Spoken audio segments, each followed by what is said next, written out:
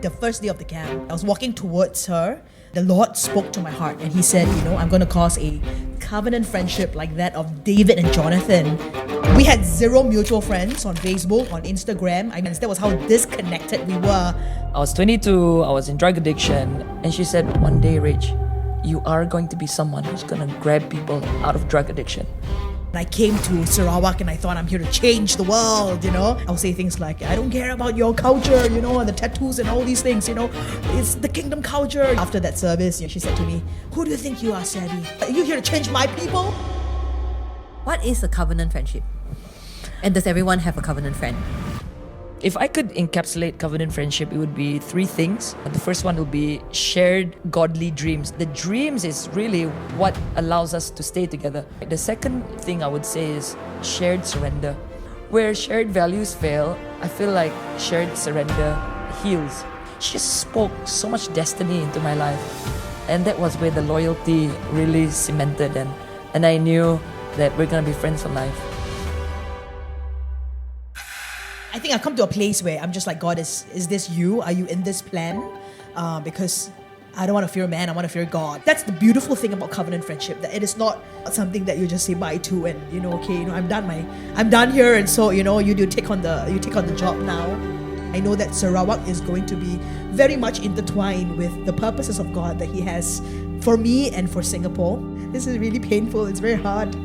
Yeah, but I know it's not the end. It's going to be a really bittersweet transition, having to leave, my best friend.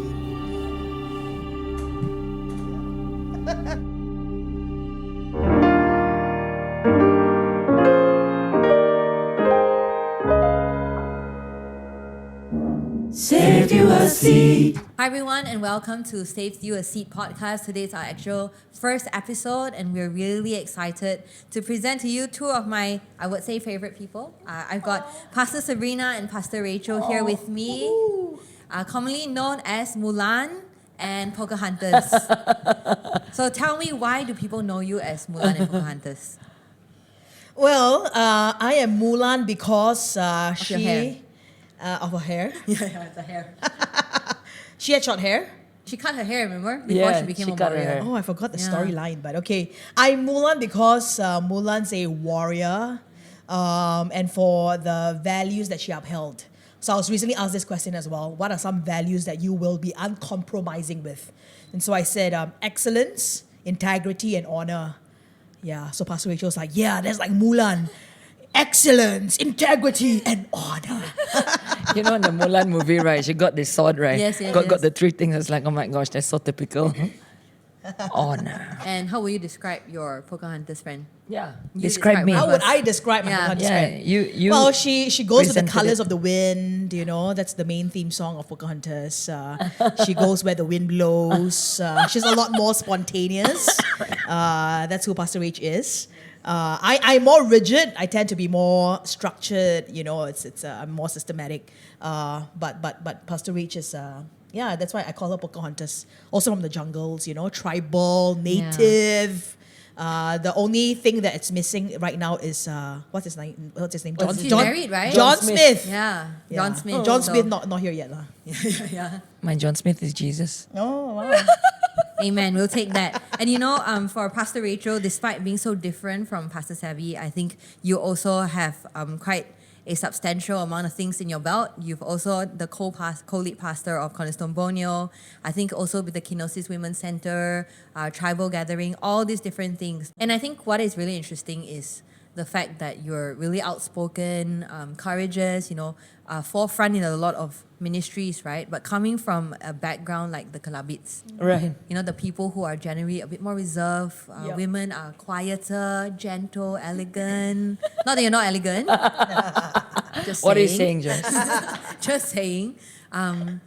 So where did that come from? Because your mom's quite a traditional Kalabit woman. And you are quite the... Until today, me and my mom are figuring it out. My dad would say, ask your mom lah. Ask her lah. Why? Why are you different? A story about how you told us a story before how your mom has like your name, and then she prays for you every morning. Like she prays for different kids, and then she'll pray for you, and what that prayer was. So when we were in New Zealand, my mom had this habit of putting her prayer requests on her mirror. And so she would put it on a sticky note and she'll stick it on. And sometimes it'll be like, oh, I need money for shoes, for Bulan's badminton game, and he needs to buy shoes. And then for me, it was like Kedung - gentle. It was like her prayer was that, oh Lord, make my daughter more gentle, Lord. Okay, so that was really just you. And I think the beautiful thing about both of you is, I think many people know also about your stories, your testimonies. It's been used in lots of sermon illustrations. I know, Pastor Rachel, you struggled with alcohol and you shared openly about drugs and how God actually encountered you. For Pastor Sabrina, you talked also about how you're a bit rebellious in school and all those incidents and these God encounters. But I think what we're really interested is how God actually met you through each other too. Yeah, and I think many people have God encounter stories, right, but not many people meet friends that help them walk through that encounter. Right. So maybe just share with us, how did you guys meet? Maybe I'll start? Yeah. Yeah. Well, the salvation story is one story, God encounter, where I was 22, I was in drug addiction, depressed, suicidal after having upgraded or graduated from soft drugs like marijuana and then and then ended up in meth, which is really the worst. And that was the peak of my depression and everything. And then the Lord saved me in a Christian conference when I was 22 years old. Gave my life to the Lord and no turning back lah, basically. But I got out of drug addiction really by pure determination alone. And so I couldn't tell anyone. I was a pastor's kid. Locked myself in the room, just went cold turkey, and then I got out, and my Christian life, spiritual journey was growing, but growing very slowly. And then December 2011, it was a youth camp that I had invited Sabi to come and speak for us. And what happened was in that year 2011, we had just gone through a lot in the youth ministry, and so they asked me to take over the youth ministry. I had already been the young adults leader of Dad's church, of the church where Dad was a pastor of, and then the youth leader left. So he said, "Will you also take the youth ministry?" And so I took over both as leading, but we were having a lot of worship nights, worship and prayer nights, something like 3 times a week. And that's, with our worship leader, Josh, Hajo, and a few of them. And we did that just because, for me, I loved coming into the presence of God.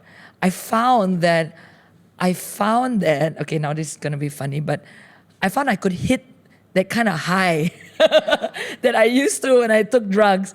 But the thing was, it lasted longer. There was no come down the next day. Yeah, no hangovers. No hangover the next day. And the joy just grew instead of peak pop. Like it just grew, like that joy grew and grew. And I was so addicted to the presence of God. And I would text the boys, because they were mostly boys. I'm like, boys, guys, let's go and worship. And they were like, okay, let's meet in the red room. And there was a red room. And so we did that, like, not because our program, but just because we wanted to be in the presence of God. And then so end of the year, we had this youth camp. And I was like, Dad, I think we need to have a youth camp. And he says, no, sorry, it's Tabalek. He said, you need to have a youth camp. I said, I've never done a youth camp before. I just got out of drugs, Of course, I didn't say that to him, lah. He doesn't know, right? But I've never done or led a youth camp before. And I was like, I don't even know where to begin. I said, do you have any speakers for us, right? And I said, one thing, Dad. You cannot invite those monotonous, talk like this, Jesus is born in Bethlehem, and then Samaria is this far away. I was like, Dad, cannot.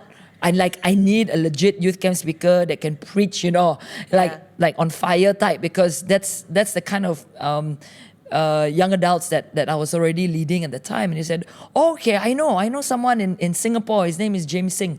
I'll just write to him. And so he writes to James Singh, and Pastor James Singh writes back and says, oh, I'd love to come, but on those dates, I'm already taken. So I said, oh, let me just ask my friend, Pastor Ben Chu. And so he asked Pastor Benchu, and actually he gave me the contact as well. And I write to Pastor Benchu, and I'm like, Pastor Benchu, heard about you from your friend, Pastor James. Will you be able to come for our youth camp, in December? And he writes back, like, I've read your dad's book, the Barrio Revival. I would love to come, but I'm already taken up on those dates. And he goes, but I'll tell you what, I will ask my spiritual daughter. She is the best that I got, and let me just ask her and get back to you. And so he asks her, she says yes to those dates. And so he gives me her email and I start emailing her.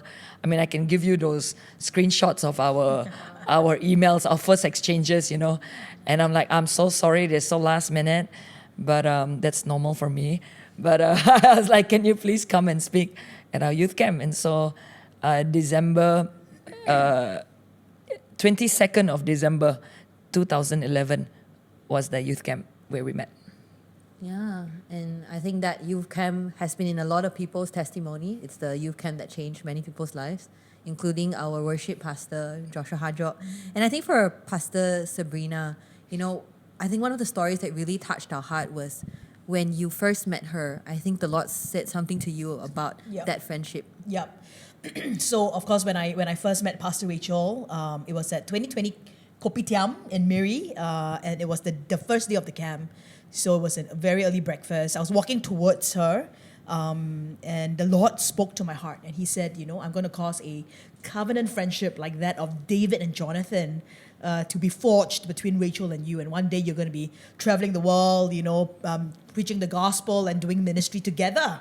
Well, the only thing I knew about Rachel Bulan is the father, Solomon Bulan, In fact, when I met her at about 6 a.m. in the morning at 2020, the very first question I asked was, so tell me about the Barrio Revival, because I read the whole book on the plane to Miri, and I was so gripped. And so that was the only thing I knew about Rachel. And we had zero mutual friends on Facebook, on Instagram. I mean, all social media platforms. We had zero mutual friends. That was how disconnected we were. And so this was really a divine setup. And so the Lord said that to my heart.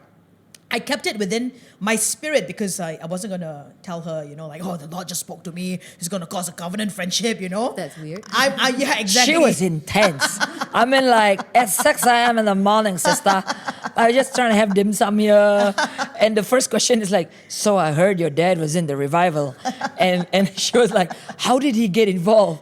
Guess my answer. Oh, there was a form that was distributed. Do you want to be part of the revival? He signed up lah. And she turned to me and be like, really?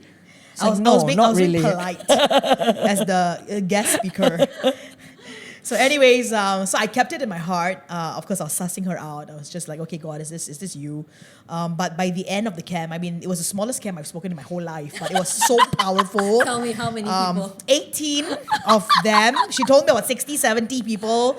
I said numbers are never a problem for me, so it was also a test for me, Yeah, But 18 of them, and 10 of them were the camp committee members. So there were more camp com planning and then 8 campers. Okay, but That's anyways, how I got them to come, make them camp coms.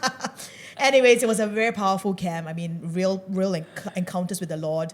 And at the end of the camp, the last session, so she felt led to wash the feet of her leaders. It was a very holy moment. I stood right at the back of the hall, and I was just witnessing what was happening. And then the Lord said to me, once Rachel is done, I want you to take your last T-shirt. And I saved my favorite T-shirt for the last one, and I had this words, reverse psychology doesn't work. But anyways, so the Lord said, use your last T-shirt and wash her feet and make that covenant with her. So at the end of the whole thing, I took my T-shirt and I said, Rachel, I said, I want to make this covenant with you. And I told her what the Lord said to me the first day I met her. And so I washed her feet and I said, I want to make the covenant that Ruth made with Naomi. May my God be your God. May your God be my God, my people, your people, and your people, my people. Yeah, and everything else is history from there. We started walking together. We journeyed together. I mean, of course, we didn't know that a church plant was gonna come after that. But I committed myself, and I said, we're both in youth ministry. We're serving the next generation. I said, whatever you need, like whether it's resource, whether it's friendship, whether it's just a talk, a conversation. I said, I'm committed to walk with you and to journey with you. Yeah. And so even though my salvation story was the first part, but this was really discipleship. And I think many have stories of God encounters, the salvation part. But that's not where God wants to keep us. He didn't save us to keep us saved. But He saved us so that we would become disciples of Jesus and that we would then have the potential to change the world. And I think if I hadn't met Sabrina, I don't know if I would have understood that completely, because I've never heard a sermon about the difference between salvation and discipleship.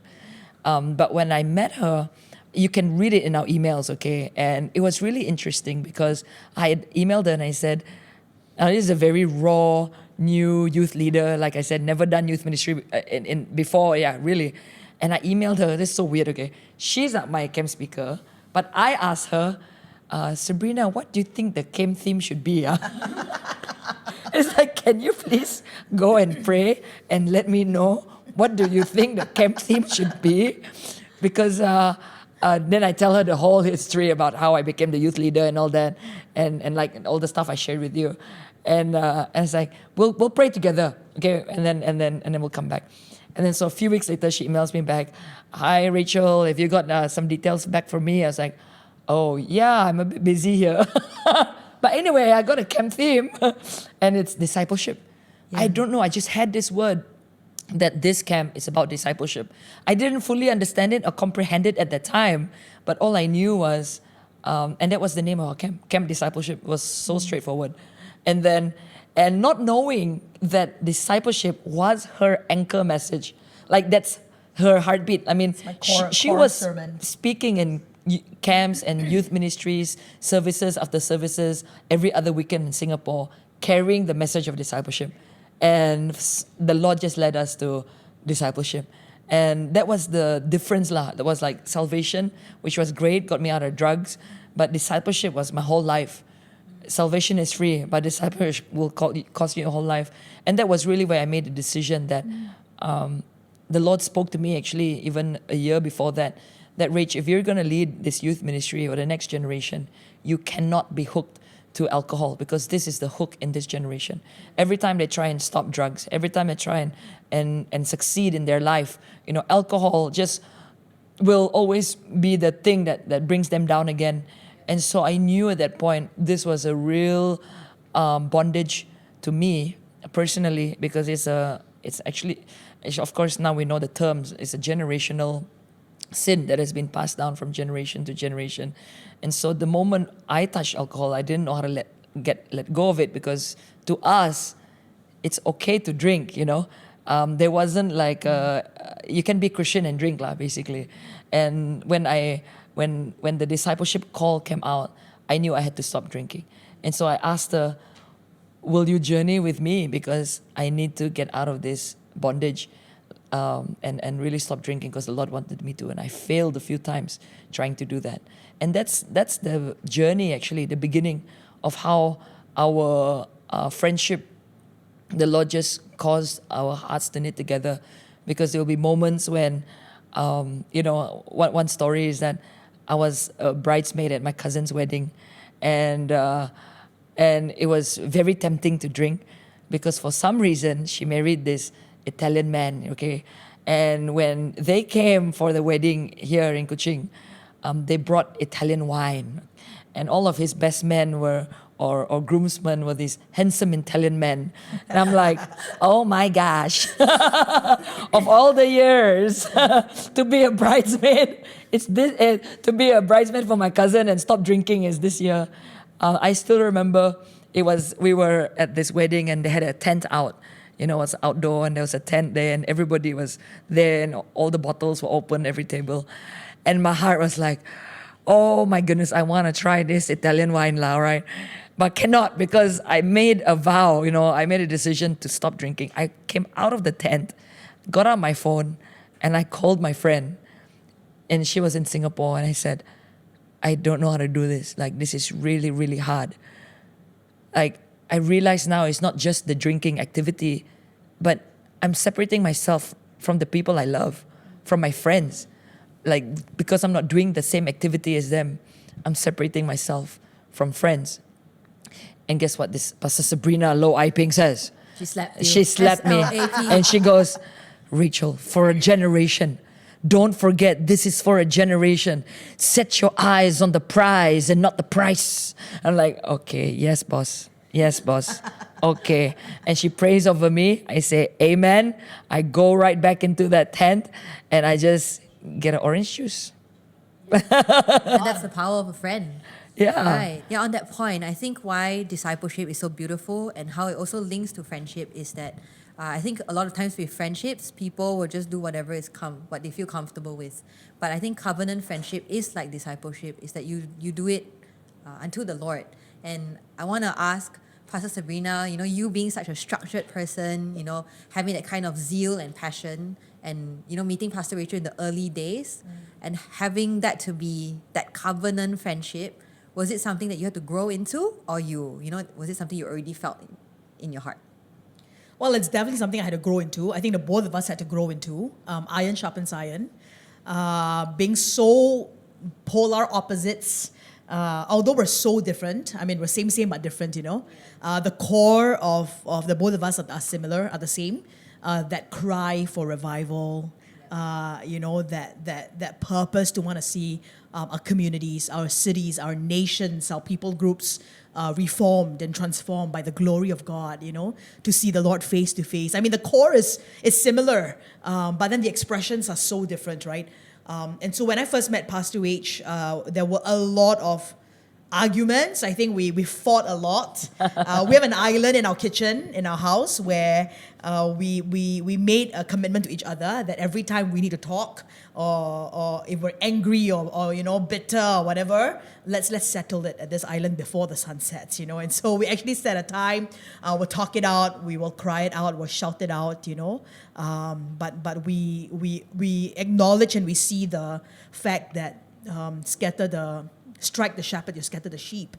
And so we always saw how the enemy wanted to come and just bring a division to this covenant, and everything else will fall apart. But I had to grow into accepting her spontaneity and, the creative chaos and disorganized. And so I think the first few years were really difficult for me, because I would get really frustrated, and I'm the kind who will, I won't say it out first, and then it accumulates, right? And then after that, it just explodes, So the first few years were like that for me. But then subsequently, I think we just came to a point where there was such a rhythm that came for the both of us, and I had learned to, Sabby, not everybody's. You don't want to have clones. You're not trying to clone people. You're not trying to clone her to become like you. Let's agree to disagree.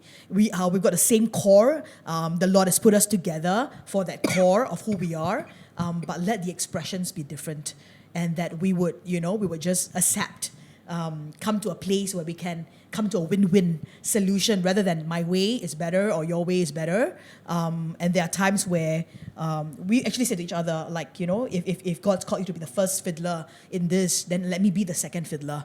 If God's called me to be a first fiddler, then, she's a second fiddler. So I think we came to this point of time where we could just jive and come in and out like that. There was such a unity, but that unity is so precious because of the many years of being forged together in the furnace of affliction and arguments and fights. But I really appreciated Pastor H, because no one has ever said some things that she said to me before. So there was, I'll cite you one example. So this was the earlier years where I was so zealous, right, for the Lord.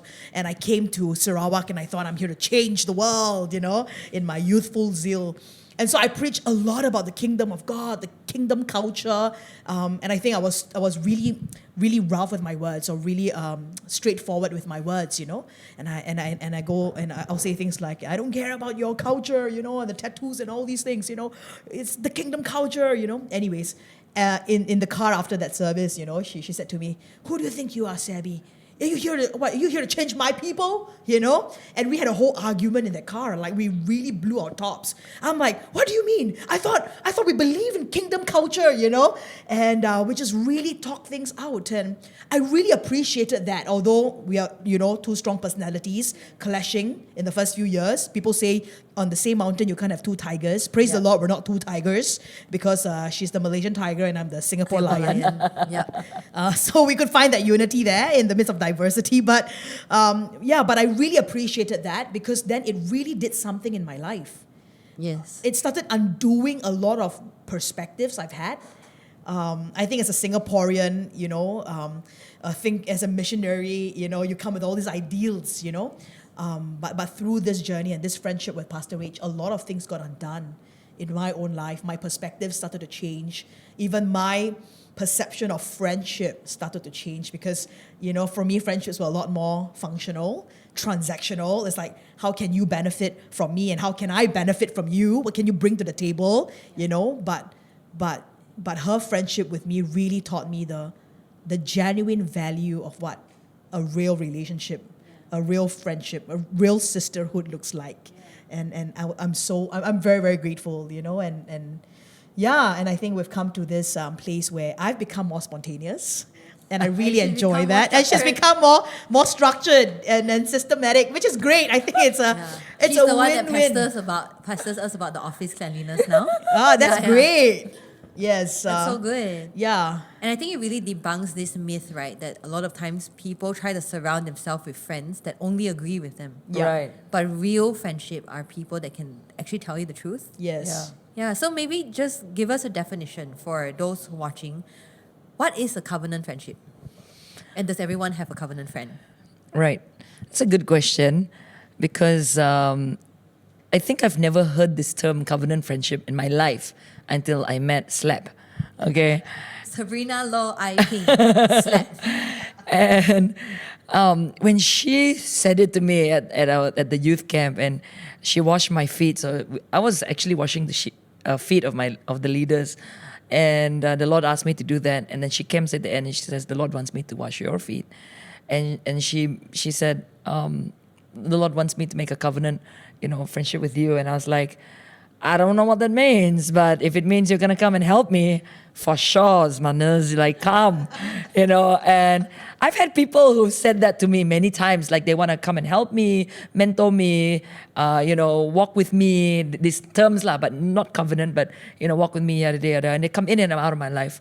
3 weeks, 1 month, the most, 2 months, the very most, but not really, you know, here and there. So when she said it, I was like, yeah, sure, come and help lah, as and when lah, you know. But she really meant what she said, okay? She really walked me through. Can everyone have a covenant friendship? I'd like to say there's no formula to this. Just like there's no formula to marriage. Will everybody in the whole wide world find their soulmate and the one to be married to, right? I feel like, you know, God He's the giver of good gifts, right? And so He gives gifts to people in whom He knows what they need, the right person, the right time, for His purposes. Like, never for self-serving purposes, but always for His kingdom purposes. If I could encapsulate covenant friendship, it would be 3 things. The first one will be shared godly dreams, not just shared dreams, but shared godly dreams, because God is at the center of it. I mean, to have such a close relationship, God being at the center allows for purity to happen, allows for sanctification, allows for purification, of course, and this purification, sanctification happens throughout the relationship and the friendship, and it's something that is like, because God is at the center, there's prayer, you know, there's fasting, there's all these kind of things that is very godly. But the dreams is really what allows us to stay together. Like, let's say we didn't have the same purpose or goals. There's no point to have covenant friendship, you know, because we would be doing different things lah. And what's the point, right? But because it was shared dreams that God gave us separately first, and then putting us together and fulfilling the same goals that God had put on our hearts, that made sense. Right. The second thing I would say is shared surrender. Now, I like shared surrender better than shared values, because where shared values fail because we come from different backgrounds, different churches. You know, Different she grew up culture. in a very charismatic Pentecostal church, whereas I grew up, and of course, my parents are revival, were birthed from the Barrow revival and all that. But SIB is actually evangelical, and so we were much more traditional than like Sabrina's church, you know, and so very different church backgrounds. So Expressions whose church expressions is right. is right? Whose culture is right? Is it the Singaporean, rigid, very organized structure better than my spontaneity and the colors of the wind? So who, right? So where shared values fail, I feel like shared surrender heals or puts together. And it was at the place of surrender. Like our level of surrender to God is about the same level one, and then it's very deep. Like we would say yes, we cannot. Like there's something that we have in common is we cannot say no to God. Like we just don't know how to say no to Jesus. Whatever He wants, even if it means humble yourself now to your sister, they will never. You can never say no to that. And that shared surrender allows us to really work things out. And all because for Him lah. Yeah. And the last one would be shared loyalty. I think this is where the covenant friendships are different from worldly friendships, where worldly friendships is a lot of condition. Like if you do this for me, then I would do this for you. If you stick through for me, and then I would stick through for you. But covenant is not contract-wise. Covenant is sacred, it's holy, and it's very loyal towards God first and foremost, and then towards each other. Because loyalty cannot be done in one's own strength, but loyalty can really only be done in Christ. Like He helps us to be loyal. And so that shared loyalty allows you to stick through thick and thin, you know. And like I shared with you, how when she committed to walk through with me, she really meant it. And she flew over for my birthday when I turned 25. I didn't have a single drop of alcohol, and I've not done that since, I don't know, I started drinking at a very young age, you know, 15, 16. And I've been drinking on my birthday every year for the first time in 10 years would then be. Yeah, because if I started drinking at 15, I stopped drinking at 25, then there would be 10 years. I've never not drank on my birthday. And so she flew all the way, and we had a birthday dinner and all these things. I didn't drink a single drink. In fact, that night we watched a movie called Furious Love, right? By Darren Wilson. Yeah. And there was a scene in that movie how they went out to reach out to drug addicts. And this drug addict had been saved, but then he just couldn't get out of his addiction. And he ran away from the rehabilitation center. And these Christian people chased him, found him, and said, "Why? Why did you run away?" And he, in tears, he says, "I love Jesus, but I also love my drugs." And he said, "I don't know how to do both. Like, I don't know how I can just do one. Like, I was just, without doing this." And you know, I watched that movie for the first time on my birthday. I wept, okay. I wept and I wept and I wept. And she was like, "What's going on?" And I was like, "I know how this guy feels. I know exactly how this guy feels." And she prophesied over my life. And she said, "One day, Rach, you are going to be someone who's going to grab people out of drug addiction. I see a calling on you." She like prophesy over me, you know. And one of the things she would say to me is, "I see you like Christine Kane. The way I see you preaching like her. Like you're going to get women out of slavery." And all this kind of things, like, who's Christine? And I'm like, who's Christine Kane? Christine what? Because she was so advanced, right? Like she knew all these speakers, preachers. She's heard so many things, and I'm just so new at this. And she just spoke so much destiny into my life.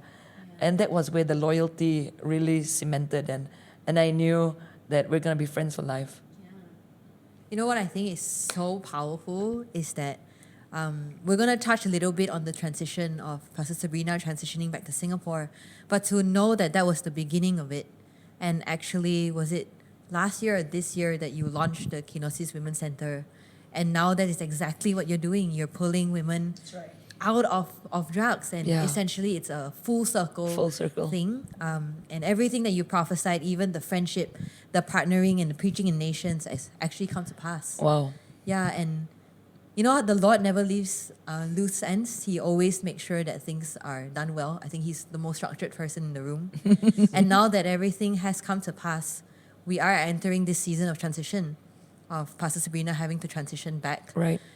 And you know, we've been in the tension, you know, for many of us who are journeying along, whether it's a staff team and all of that, we've talked about the tension. But for our viewers' sake, for people who are hearing this for the first time, having followed this beautiful friendship, some people would think, oh, is it coming to an end? But essentially, maybe walk us through what that transition was like for both of you, knowing that Pastor Sabrina had to leave. Well, so it took us about a whole year of wrestling with the Lord. So, of course, my pastor called me, I think, April last year. And he said, you know, pray about coming back to Singapore to pastor this church.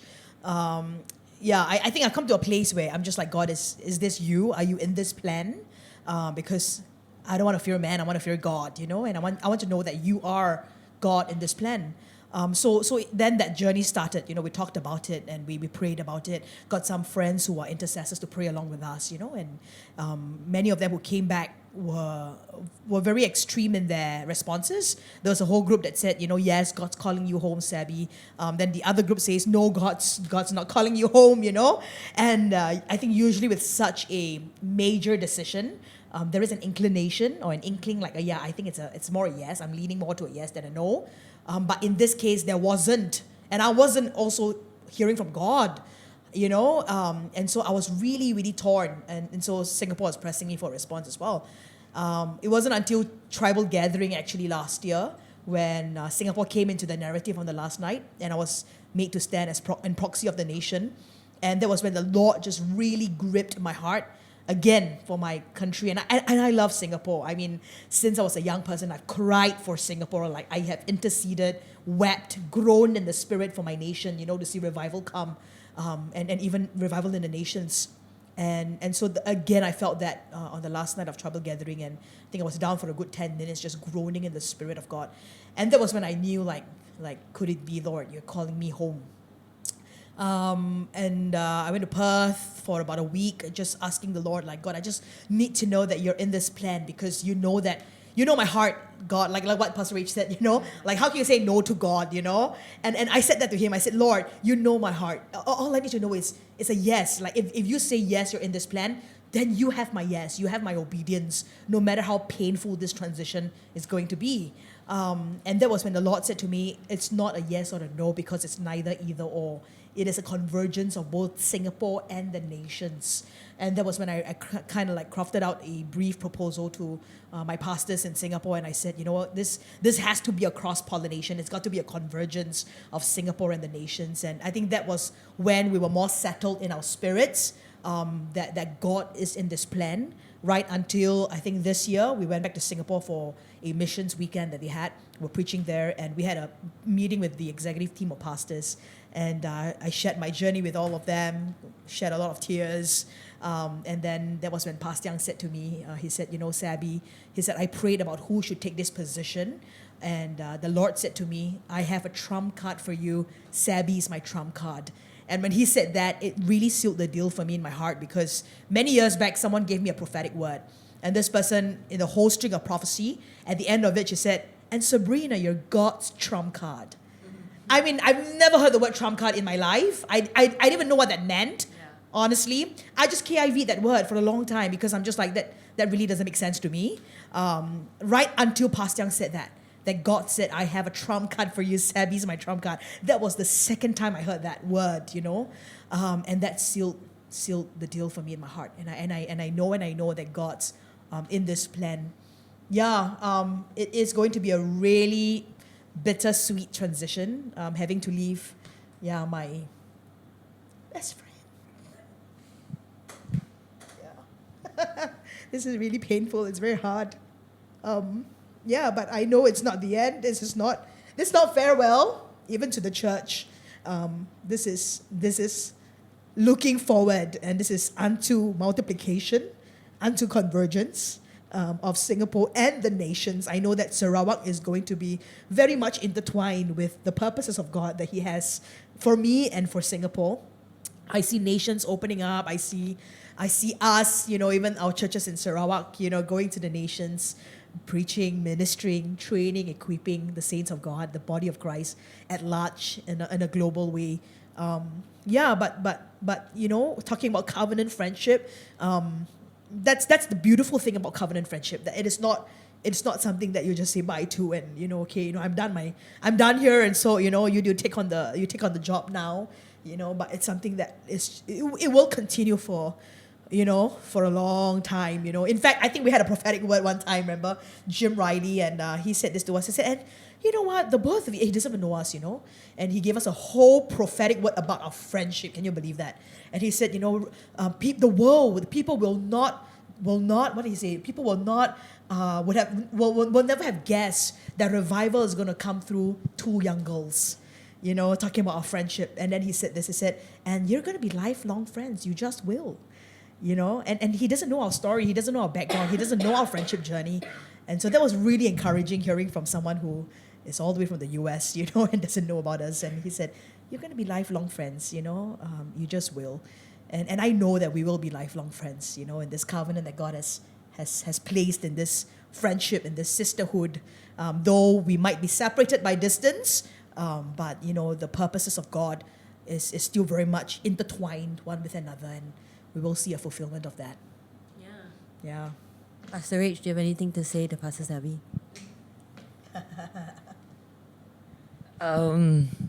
Do I have anything to say to Pastor Sabi? She's gonna miss my presence in the house, the order, the cleaning, The finding her phone. I'll miss someone finding my phone. You brought your phone, your passport, bring your IC, your wallet. I'll miss someone your finding my keys. passport who will check in for me. I think when we first, we always knew this was coming. Even when she moved here, it was like, yeah, it's going to happen one day, right? But we also don't know when. But by the grace and the mercies of God, He prepared us so much earlier. I think 2019 was when I already began to have this nudging, like, get ready, get ready. But get ready for what? Nothing is happening. She doesn't need to move back. Nothing needs to really happen yet. But I knew God was already like preparing me and preparing us for some kind of shift, but we don't really know what. Until 2023, tribal gathering, the 50th anniversary of the Barrio Revival. A week before that, I went out. I did a silence and solitude, and I knew I needed to lock in with God. And it was here, the silence and solitude. Her grandmother was actually quite sick, unwell. Yeah, like almost she was in a deathbed, really. Hospital. Yeah, in the hospital, and I had checked into a hotel room by myself, and later that night I was praying lah, and I think I was just talking to God actually about. Of course, I was there to lock in for tribal gathering, right? But in the end, He was talking about something else, a lot of other things, random things, like a lot of things He was downloading. But one of the things that I asked Him was, strange question, but if Mama passes away, do I go back to Singapore? Because we've got only a few days left before TG, and He begins to talk to me about this whole thing about how when Mama passes away, you will only if she passes away, you'll go back. But this will be the beginning of Sabrina going back. And I was surprised to this last sentence that he just leaked kind of thing, And I was like, wait, because I journal, right? And I looked at it and I was like, could this be true? Like, what is this? Where is this coming from, right? This would be the beginning of her returning back. And then I sat with the Lord again, and I was praying, and there was a conversation with Him where He just began to tell me, like, yeah, she will be going back, but for a season. So I know he's trying to like console me and not freak me out. You know, the Lord is so kind and gracious. And he gives me like these things where he's like, don't worry, you know, and da da da da da. It's like, okay. So I kept it in my journal, okay. And the next day, truly, Mama passes away. And so she flies ahead of me. She goes first. And then I only go the next day after I'm done with my silence and solitude. And so we go and say goodbye to Mama, which is her grandmother, but has become my grandmother as well. We've been friends for 10 years, right? And Mama is Peranakan. So she speaks Bahasa. Yes. So at the end of it, I spoke more to her than her own granddaughter, you know. So every time Mama sees me, she's like, hey, mari, makan. And I ask her a lot of questions because I can speak to her. And so I became very close. And just like she's close to my grandmother as well. When I get there, after the whole funeral thing, then Pastor Daphne messages her and says, hey, can we meet? I heard you're in Singapore. Says, yeah, it's a bit rushed because I'm here for my family and, you know, funeral, da-da-da-da. And she says, oh, it's quite urgent if we can make time. So she says, oh, why don't we meet at the airport before Rachel goes back to Miri? And she was going to stay a few more days back. So she said, okay, let's do that. So we meet at the airport, okay? And then she goes on to tell us why she wanted to meet. And then at the end, she was like, then I guess Sebi has to come back soon lah. You know, and when I heard that, I was like, wait, what? If she had said that a year before, and without me having that silence and solitude with the Lord, I would have gone into anxiety, panic attack, cannot breathe, you know. This is the end of my life. How am I going to run this church alone? No way, man. You can't have her back. She's ours. But because he already spoke to me in the silence and solitude, I could say in confidence, yeah, sure, Pastor Daphne, if there's anything that you need, even if it means I have to preach more, which is the thing that I cannot do, but I would be willing to do to help the mother church, we will let Sabrina go more and I will stay back, you know, and if I have to help the pulpit more, we can do that. And she's like, yeah, well, yeah, we just need help in the pulpit area, this kind of thing lah. So that was the beginning of it, right? And I think when I went back, I was like, I can't believe this. Like this is the thing that he talked to me in my silence and solitude. And a few days I go back to Singapore, and that was it.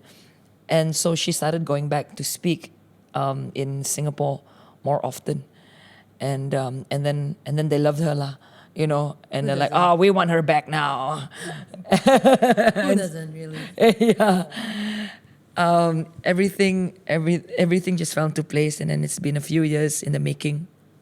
So I'm glad that when this had happened, the Lord has been so gentle with us. Like it wasn't rushed.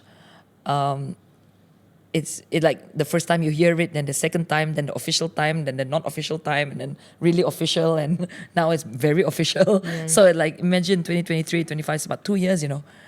So it's been building, and I think there's so many layers to our friendship. One is the colleague part, like, okay, how do I run this church without Sabrina Lo Iping the voice? Like Seb was all once. Yeah, correct.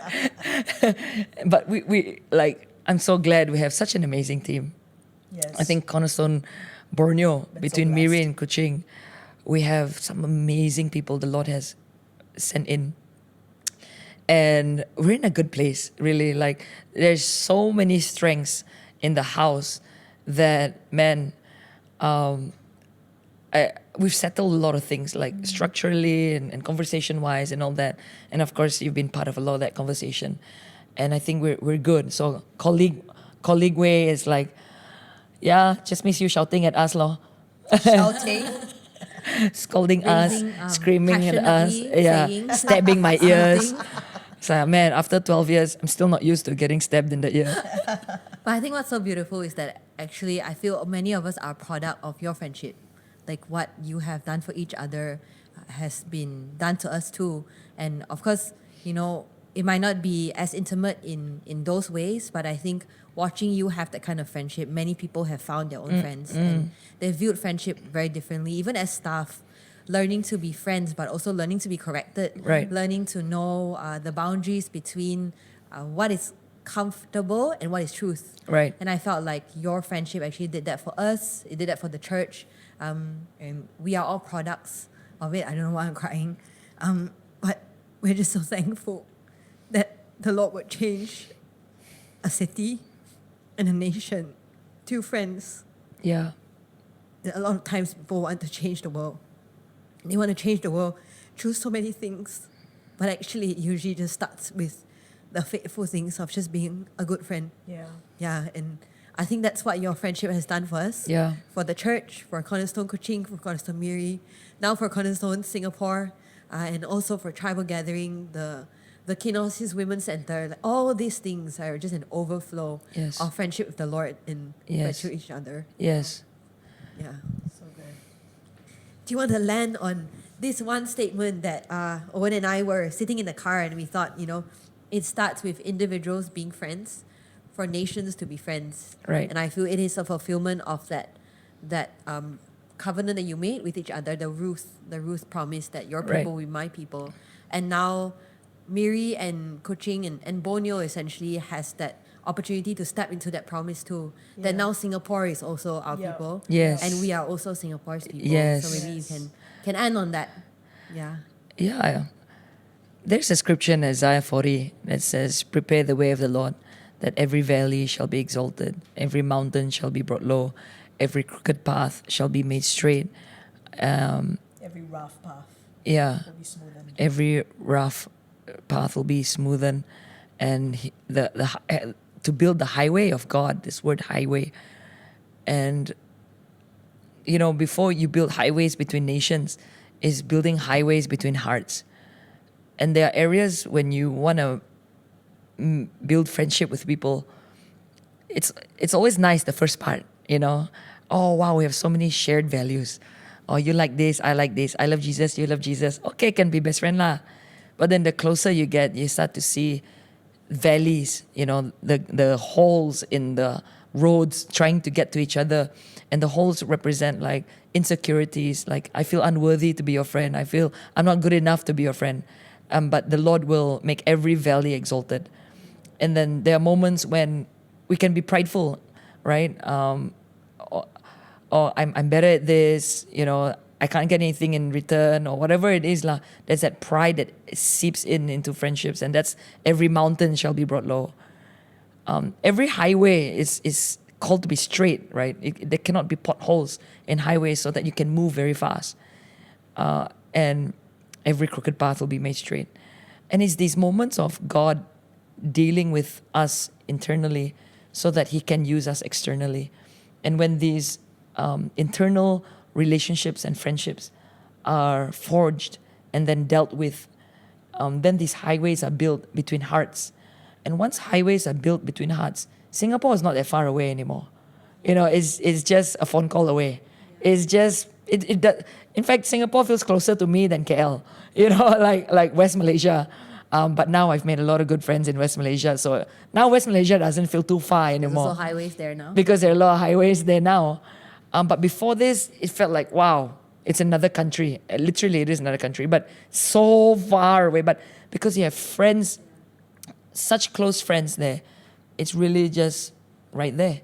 And that's how things move so fast. I think when it comes to changing the nation, we come to realize something, that we cannot change a nation alone. My tribe cannot be changed alone. And we had the British and the Australian missionaries come, and foreigners literally building our walls, is what the scripture says, right? Came to build our walls for the clubbits, the tribes, the people to be who they are today. And in the same way, if we want to talk about nation change, bringing change to the nation, it has to be done in international partnership. And this international partnership cannot be done through program orientation. It begins with friendship. It begins with family and saying, your people will be my people. That it goes beyond just program or event, but like, okay, I sincerely and authentically want your country to do better, to do well, to be successful. And I'm willing to give myself or my time, like as Sabrina had done.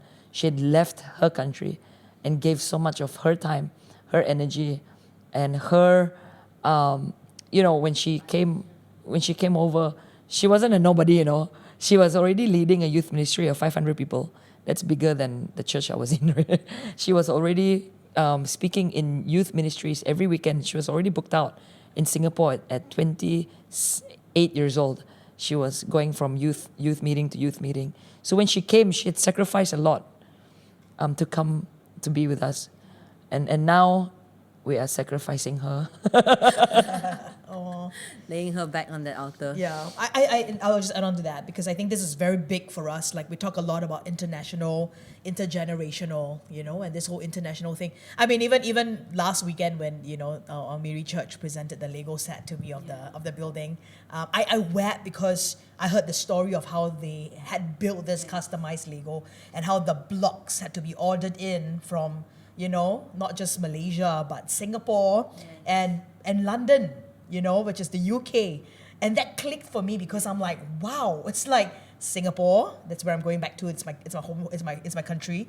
And UK being where the Bible College of Wales is, and Malaysia, I saw this like prophetic picture and then they went on to say that but some of the blocks couldn't be found. And so the kids in our church gave up their blocks to build this.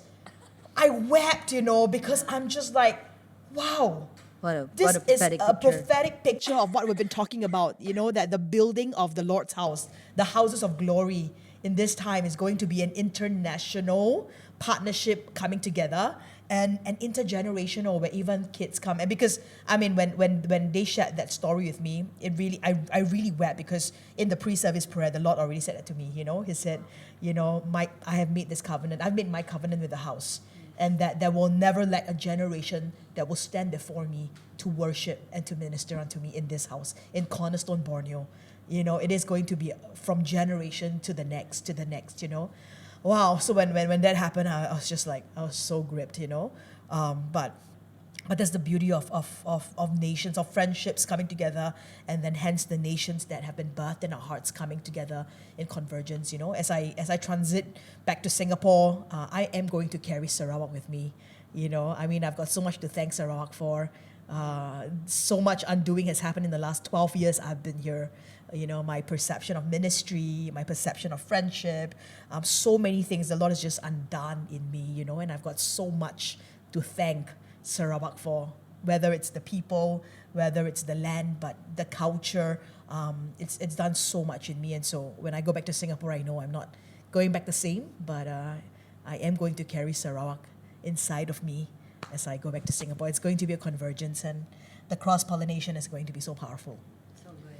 Yeah. We send her back to Singapore as a Sarawakian. Yes. I'm a Singawakian. And you say like Orchard Towers is like an orchard, right? It's like where the plantings happen. Yes, and essentially the it's the seed of Sarawak being planted in Yes. Singapore together. Yes. So we wish you well. Yeah, We are so proud of you, of everything Yeah. that you have done for all of us. Yeah. We're so proud of us. Yes. Products of what you have done. And I think for many people, we would not have had our God encounters if it wasn't for you. Yeah. And we're going to miss you. Oh. I'm so proud of all of you, really. At this point, I want to just address our churches. I brought the staff team to Singapore to pray in Orchard Towers because I mean the staff teams have been the ones who have been working so closely with me. I said, I want you to sow in tears and just sow in prayer and intercession for what we carry in Sarawak, just sow it into Singapore. And so I brought them to Orchard Towers. At the end of it was one of our pastors joined us, Pastor Nathaniel, and he said, because Pastor Rach got, the ladies to come and hug me and we're all crying, like what? But at the end of it, Pastor Nathaniel said, it's such a beautiful scene. He said, usually it's the mother who blesses the children and sends them out. He said, but today what I saw is the children blessing the mother and sending her out. And that's because he said, the children have matured. The children have all grown up. When he said that, wow, I tell you, just really, really melted my heart because I'm just like, yeah, we've matured. Our children have matured, and because our children have matured, I can be blessed back to where help is needed. Yeah, so I'm so very proud of all of you. Thank you for journeying with me, and I am going to carry all of you back to Singapore. Come back to Sarawak anytime. We will always save you a seat. Thank you.